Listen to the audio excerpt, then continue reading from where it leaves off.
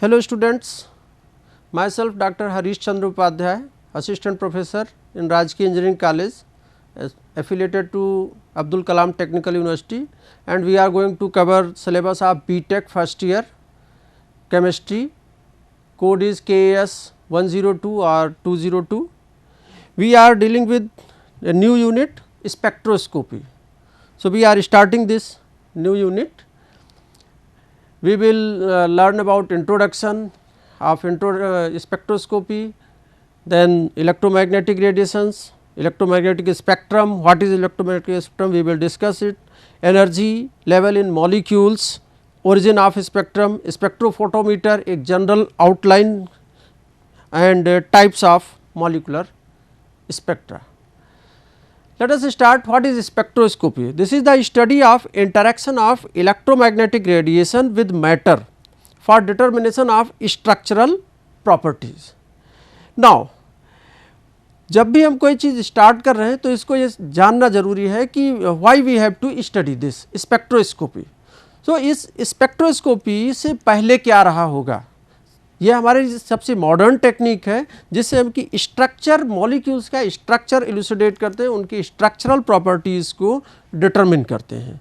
Now imagine, इससे जब spectroscopy नहीं थी तब फिर क्या रहा होगा. स्पेक्ट्रोस्कोपी जब नहीं थी तो उस समय हम मैनुअली स्ट्रक्चर डिटरमिन करते थे. लेकिन मैनुअल स्ट्रक्चर डिटर्मिनेशन वे का था कि we have to determine molecular mass, then we have suppose we have isolated a compound and we do not know about that compound, what is this, what is its structure, and how many functional groups, which type of functional groups are present in that compound. So, what we will do at that time, that we will decide their molecular mass, we will decide their melting and boiling point, that is a specific physical property. Then after elemental analysis, that compound contains carbon, hydrogen, nitrogen or so ever. तो वो उसका हम qualitative as well as quantitative analysis करते थे. Qualitative means कौन कौन सी चीज़ें present हैं, ये क्वालिटेटिव एनालिसिस में आया. सपोज आपने कहा नहीं हमारे पास कार्बन प्रेजेंट है, हाइड्रोजन प्रेजेंट है, ऑक्सीजन प्रेजेंट है, नाइट्रोजन प्रेजेंट है. सो प्रेजेंट है दैट इज़ द क्वालिटेटिव, और उसके बाद में हम फिर उसका क्वांटिटेटिव एनालिसिस करते थे. जब आपने 11-12 में we will relate always the your previous knowledge. जब 11-12 में आप क्या पढ़ते थे कि एक क्वेश्चन हुआ करता था कि जहाँ पर एलिमेंट का परसेंटेज बाय मास दिया रहता था, empirical formula and then molecular formula decide करते थे. Hope you remember this. तो हमारा ये ट्रेडिशनल मेथड था. हम उस ट्रेडिशनल मेथड से क्या काम करते थे कि उसका मॉलिकुलर फार्मूला डिटरमिन करते थे. फिर सपोज उसमें कार्बन है, हाइड्रोजन है, ऑक्सीजन है, तो वो क्या COH हो सकता है या OH हो सकता है, इसके बारे में हम फिर क्या करते थे, फंक्शनल ग्रुप्स का टेस्ट करते थे. इन सारे प्रोसेस में क्या होता था कि काफ़ी कंपाउंड कंज्यूम अप हो जाता था और फिर तब हमको डिटरमिन हम कर पाते थे उसका स्ट्रक्चर. अब स्पेक्ट्रोस्कोपी जो हमारा मॉडर्न टूल है वो क्या काम करता है, वहाँ पे कंपाउंड का कंजम्पशन नहीं है और ये डायरेक्टली उन सारी चीज़ों को डिटरमिन कर देता है.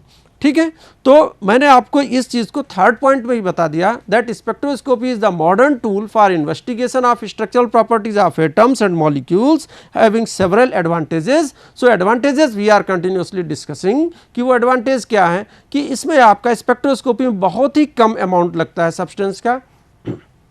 Then we will require much less time for investigation. सब कुछ जो है वो फास्ट प्रोसेस है.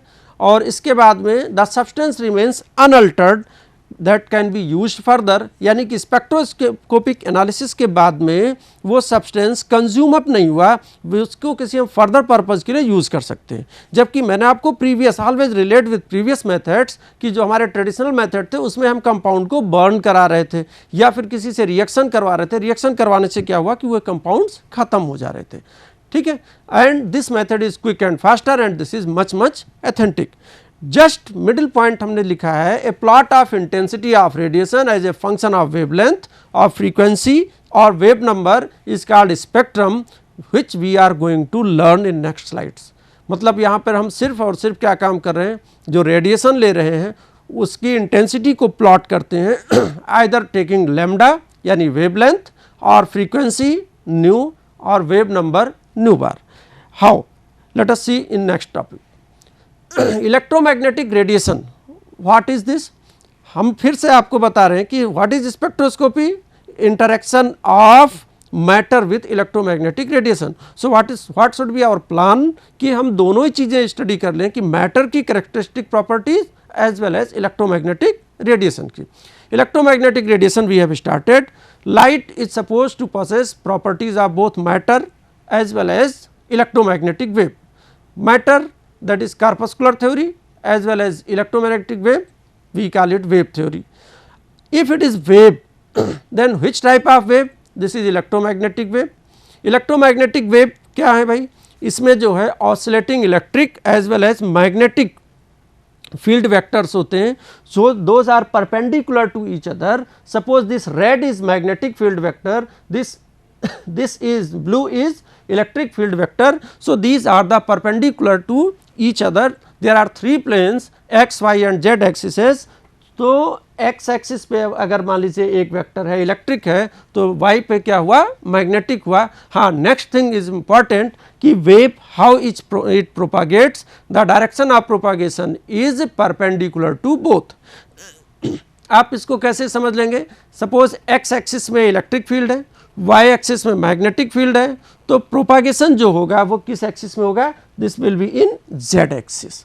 So this is electromagnetic radiation.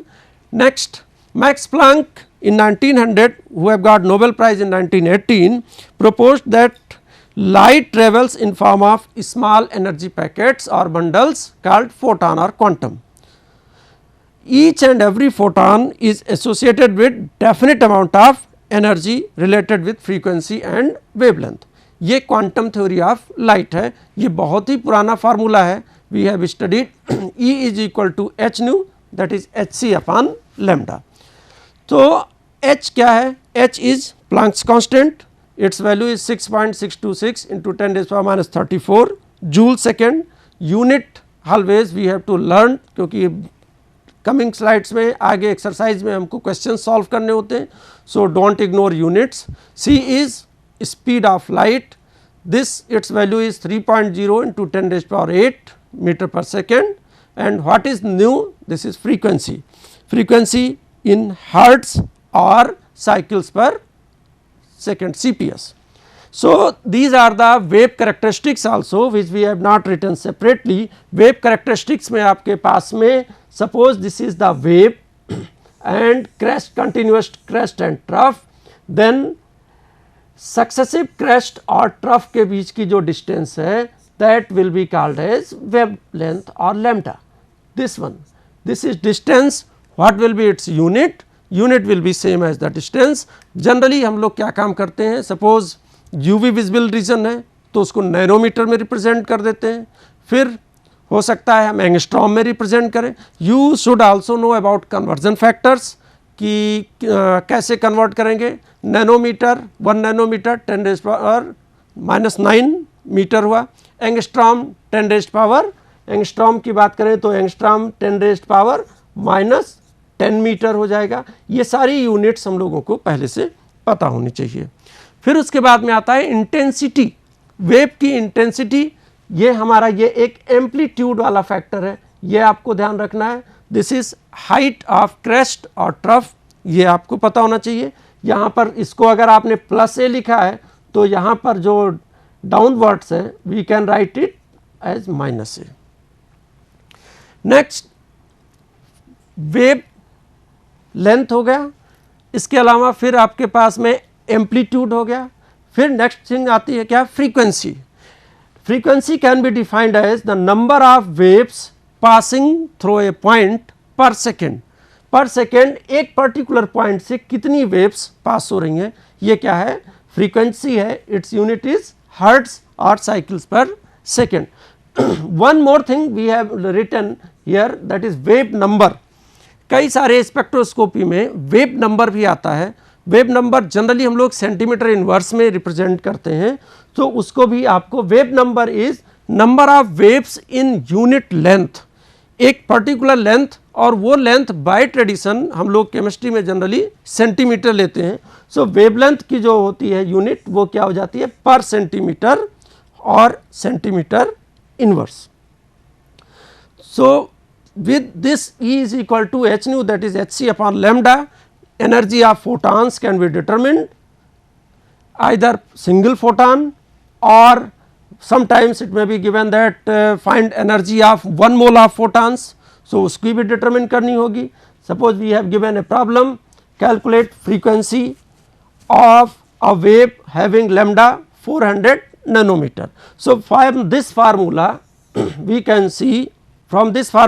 we can see, that E is equal to h nu, that is hc upon lambda. It means this nu is equal to c upon lambda. By this we can determine the frequency. C is velocity of light.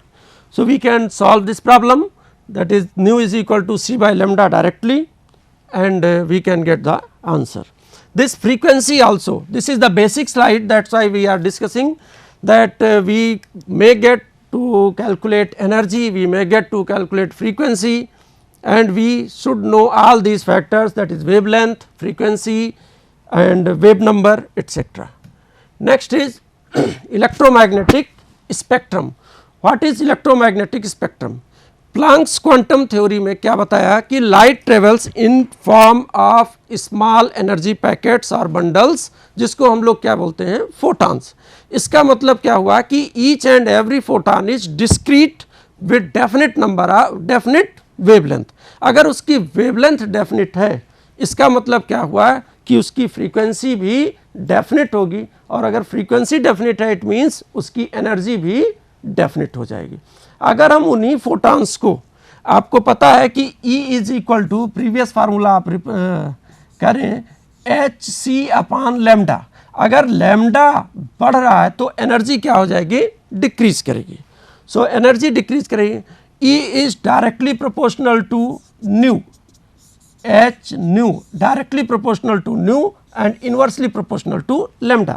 So, जो all available electromagnetic radiations हैं उनको हम क्या कर दें कि increasing और decreasing order of wavelength arrange कर दें. Obviously अगर हम increasing order of wavelength कर रहे हैं तो वो decreasing order of frequency अपने आप हो जाएगा. ठीक है, let us start. तो इस order को हम लोग इसी को क्या बोलेंगे, electromagnetic spectrum. So, what is electromagnetic spectrum? This is the span of electromagnetic radiations arranged in increasing or decreasing order of lambda और nu. जो आपके सामने हमने रिप्रेजेंट किया है वो क्या है, एक पर्टिकुलर वेवलेंथ को इंक्रीज कराया है, इट मीन्स एनर्जी डिक्रीज कराया है. Late us continue. इसमें क्या हुआ, एनर्जी हमारे पास सबसे पहले कौन सी आती, हाईएस्ट एनर्जी की कौन सी वेव हुई, गामा. गामा के बाद में क्या आएगा, एक्स रे. एक्स रे की वेवलेंथ गामा से थोड़ी सी ज़्यादा होगी. Then ultraviolet, then visible, then infrared, then microwave and then last radio frequency. Radio frequency ऐसी है जिसकी जो लैम्डा है वो लैम्डा इन मीटर्स हो जाएगी, यानी कि वेवलेंथ इसकी काफ़ी ज़्यादा हो जाएगी एंड इट मीन्स इसकी एनर्जी काफ़ी कम रहेगी. ठीक है, अब हम इसमें क्या काम करते हैं कि वेरियस रीजन्स को अपने डेफिनेट पर्पस के लिए यूज करेंगे, which we are going to learn in coming slides. The next is energy level in molecule. As we have discussed, spectroscopy is interaction of matter with electromagnetic radiation. So electromagnetic radiation की property हम लोगों ने discuss कर ली. Now what about matter means molecules. ये जो molecules हैं इनमें डेफिनेट एनर्जी लेवल्स होते हैं. सो एटम के energy level as well as molecule के एनर्जी लेवल. एटम के एनर्जी लेवल आप पढ़ चुके हैं बहुत ही ईजिली, आपने क्लास 11th में पढ़ा है that there are various energy levels, जिसको हम लोग शेल बोल रहे थे. एनर्जी लेवल्स इलेक्ट्रॉन्स एक्साइट कर रहे थे, मीन्स वहाँ पर यानी एटम में सिर्फ और सिर्फ क्या था, इलेक्ट्रॉनिक एनर्जी लेवल था. इलेक्ट्रॉनिक एनर्जी लेवल था एटम में. That was very simple. आपने हाइड्रोजन इमिशन स्पेक्ट्रम पढ़ा था. इलेक्ट्रॉन्स क्या होता है, एक्साइट हो जाते हैं, एक्साइट होकर हायर एनर्जी लेवल पे गए और डी एक्साइटेशन हुआ, डी एक्साइटेशन में हायर एनर्जी लेवल से क्या करते हैं, लोअर एनर्जी लेवल पे आते हैं। ये आपने एटम के एनर्जी लेवल्स पढ़े। And these energy levels are quantised. एक टर्म आया क्वांटाइजेशन, ये आपके लिए बहुत ही इंपॉर्टेंट है।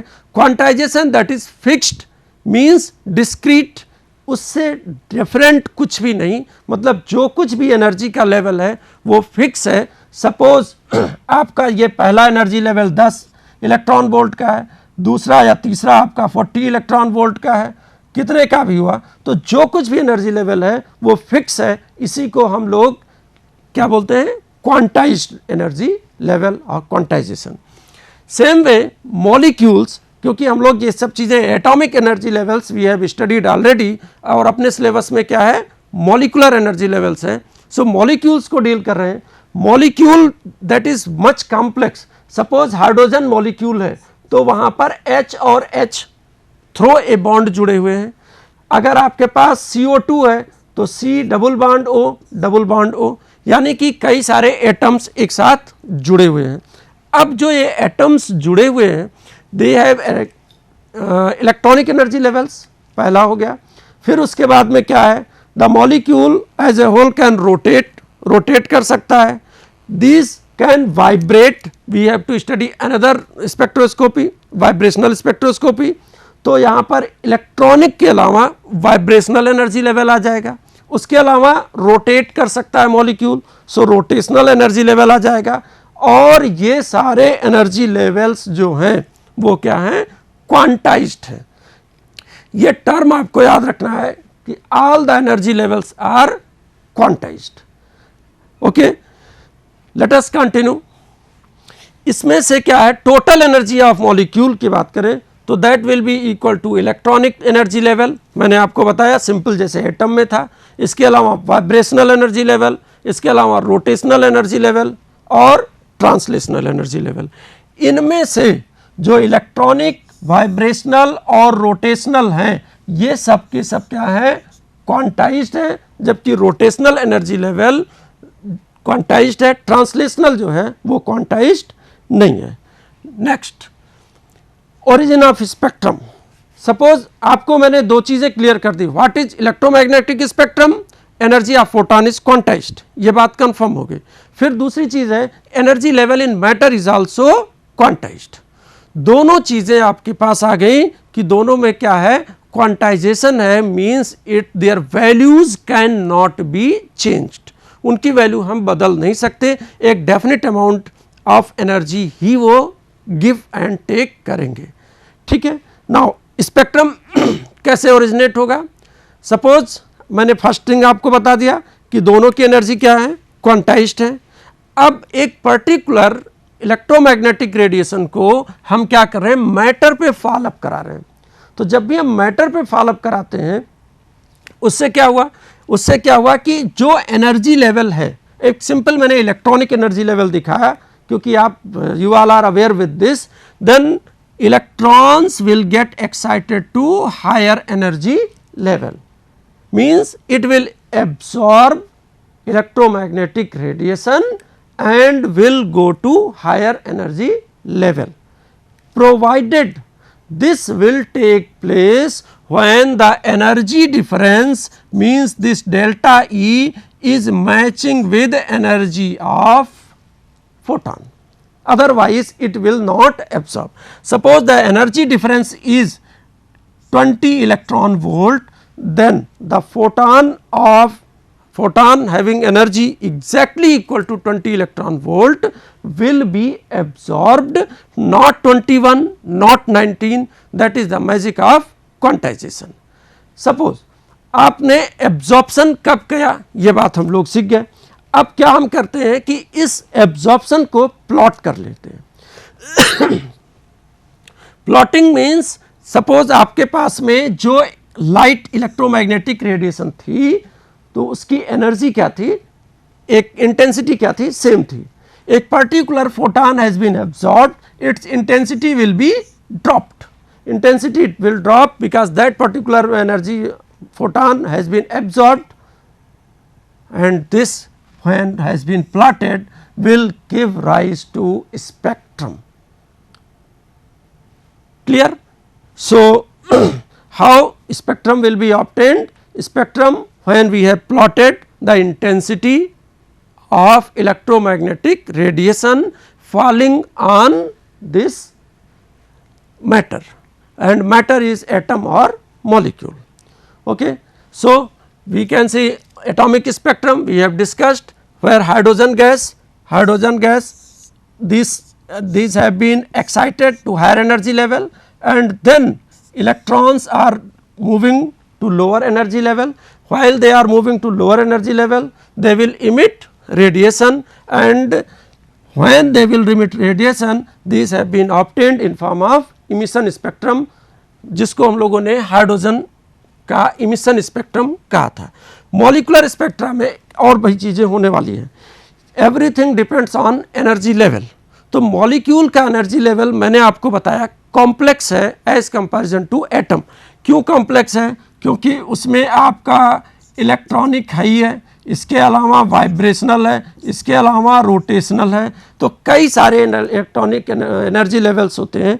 That's why this becomes complex, and if it becomes complex it will originate as a band. ये जो molecular spectra that will be band spectrum and atomic spectra that will be line or linear spectrum. Now what is spectrophotometer? Spectrophotometer, various types of spectroscopy we have to deal with. उस spectroscopy में हम लोग चाहे जो भी हुआ उसका basic outline same रहेगा। बेसिक आउटलाइन में क्या है भाई, ये इलेक्ट्रोमैग्नेटिक सोर्स है। इलेक्ट्रोमैग्नेटिक सोर्स से लाइट जो प्रोड्यूस हुई वो पोलराइज्ड है, मींस उसकी जो वेवलेंथ है, ये फोटॉन्स हैं, वो मल्टी डायरेक्शनल है। इसको जब हम लोग मोनोक्रोमेटर में पास करेंगे देन दिस, जिसको हम लोग बोलते हैं PPL यानी प्लेन पोलराइज्ड लाइट। तो ये प्लेन पोलराइज्ड लाइट कौन बनाता है? मोनोक्रोमेटर। एक पर्टिकुलर वेवलेंथ की लाइट ही पहले पास होने देगा। Why monochromator is needed? Monochromator decide करेगा जिससे कि एक पर्टिकुलर वेवलेंथ की लाइट जाए और उसका एब्जॉर्प्शन या इमिशन हम लोग मेजर कर पा रहे हैं। फिर इस लाइट को हम लोगों ने किस में पास किया? सैंपल में। जब हम लोग इसको सैंपल में पास कर रहे हैं तो वहाँ पे सैंपल क्या हो सकता है कि ये एब्जॉर्ब करे। Suppose we are dealing with absorption spectrum, तो सैंपल क्या करेगा? एब्जॉर्ब करेगा। एब्जॉर्ब करने के बाद में जो लाइट आई उसकी इंटेंसिटी हमने सपोज क्या रखा? आई, और इनिशियल लाइट जो थी यानी जो मोनोक्रोमेटर से निकली थी वो क्या थी? I naught. So there will be difference in intensities between I and I naught, यानी कि जो ओरिजिनली मोनोक्रोमेटर से लाइट पास हो रही वो और सैंपल से जो निकली है वो ट्रांसमिटेड लाइट इसको बोलेंगे। सो ट्रांसमिटेड निकली और ये जो ओरिजिनल इंटेंसिटी है दोनों में डिफरेंस होगा। That difference will be measured और डिटेक्टेड बाय द डिटेक्टर। इस चीज को कौन डिटेक्ट करेगा? अपने पास डिटेक्टर। अब डिटेक्टर इसको रीड कर लेगा। डिटेक्टर के बाद में जो पीक्स आई उसको एम्पलीफायर क्या काम करेगा? एम्पलीफाई कर देगा, यानी पीक्स को वहां पर वो हाईलाइट कर लेगा और finally it will go to recorder. तो this is simple composition of any spectrophotometer. Electromagnetic source है, इलेक्ट्रोमैग्नेटिक सोर्स से ये मोनोक्रोमेटर पे जाएगा, मोनोक्रोमेटर से सिंगल प्लेन की लाइटें आएंगी, फिर उसके बाद में सैंपल में पास होगा, सैंपल के बाद में डिटेक्टर को जाएगा। डिटेक्टर क्या डिटेक्ट करेगा? Intensities of both the lights, और उसको रीड करके वो एक सिग्नल में कन्वर्ट कर देगा। एम्पलीफायर क्या काम करेगा? सिग्नल की को इन्हांस कर लेगा और फाइनली ये पेन रिकॉर्डर से रिकॉर्ड हो जाएगा। ठीक है। अब जैसे इलेक्ट्रोमैग्नेटिक सोर्स है, तो इलेक्ट्रोमैग्नेटिक सोर्स हमको डिफरेंट टाइप की लाइट प्रोड्यूस करनी है, तो डिफरेंट टाइप की लाइट्स के लिए ये डिफरेंट हो जाएगा। जैसे आपको यूवी लाइट प्रोड्यूस करनी है तो हाइड्रोजन या डिस्चार्ज ड्यूटेरियम डिस्चार्ज लैंप हो गया। इसके अलावा अगर आपको विजिबल लाइट है तो सिंपल आप बल्ब लगा सकते हैं, यानी टंगस्टन फिलामेंट यूज कर सकते हैं एंड सो ऑन। तो ये जो सोर्स है वो डिपेंड करेगा कि आप कैसा स्पेक्ट्रोमेट्री इसमें स्टडी कर रहे हैं और कैसी लाइट जनरेट कराना चाहें। Monochromator I have dictated this, ये क्या काम करेगा, just like filter. Then sample holder, हाँ एक खासियत होनी चाहिए सैंपल होल्डर की, सैंपल होल्डर ऐसा हो, पॉट उसका ऐसा हो जो खुद पर्टिकुलर उस रीजन में एब्जॉर्ब ना कर रहा हो। बट सपोज उस रीजन में वो सैंपल होल्डर यानी जिस ट्यूब में आपने रखा है वो भी एब्जॉर्ब कर रहा है, आपका कंपाउंड भी एब्जॉर्ब कर रहा है, then we will be unable to detect this, ठीक है। और डिटेक्टर और एम्पलीफायर का रोल हमने आपको डिक्टेट कर दिया। Next is the type of molecular spectra. So molecular spectra मैंने बताया एक जो इलेक्ट्रोमैग्नेटिक रेडिएशंस हैं उनके पर्टिकुलर रीजन को हम लोग यूज करते हैं for specific purpose. We can make it clear, suppose there is UV light, UV light wavelength is 15 to 400 nanometer, visible its wavelength is 400 to 750 nanometer। इन दोनों की एनर्जी जो है that is sufficient to excite the electron. तो अगर ये क्या काम कर रहे हैं, इलेक्ट्रॉन को एक्साइट कर सकते हैं यानी हायर एनर्जी लेवल पे पहुंचा सकते हैं, तो इस टाइप की ट्रांजिशंस की स्टडी हम लोग यूवी विजिबल स्पेक्ट्रोस्कोपी में करेंगे। नेक्स्ट आपके पास आती है इंफ्रारेड रीजन। इंफ्रारेड रीजन जो है इसकी एनर्जी इतनी होती है कि वाइब्रेशनल मॉलिक्यूल्स का जो क्वांटाइज्ड वाइब्रेशनल एनर्जी लेवल है उसको वो चेंज कर ले। अब वाइब्रेशनल एनर्जी लेवल को चेंज कर लिया, such type of spectroscopy will be called as vibrational spectroscopy. Microwave, remember always the electromagnetic spectrum, microwave की एनर्जी स्टिल लेस होगी। ये जो है जो मॉलिक्यूल है उसके रोटेशनल एनर्जी लेवल को अल्टर कर पा रहे हैं। सो रोटेशनल एनर्जी लेवल को अल्टर कर पा रहे हैं तो उसकी स्टडी हम लोग करेंगे, मॉलिकुलर स्ट्रक्चर डिटरमिन करने में हेल्प करेगी, दैट इज माइक्रोवेव और रोटेशनल स्पेक्ट्रोस्कोपी। रेडियो वेव्स जो हैं उनको हम लोग NMR स्टडी में हेल्प करते हैं। इस तरह से इसमें स्पेसिफिकली हम लोग यूवी, विजिबल, इंफ्रारेड और माइक्रोवेव्स को यूज़ करेंगे in coming lectures. Thank you.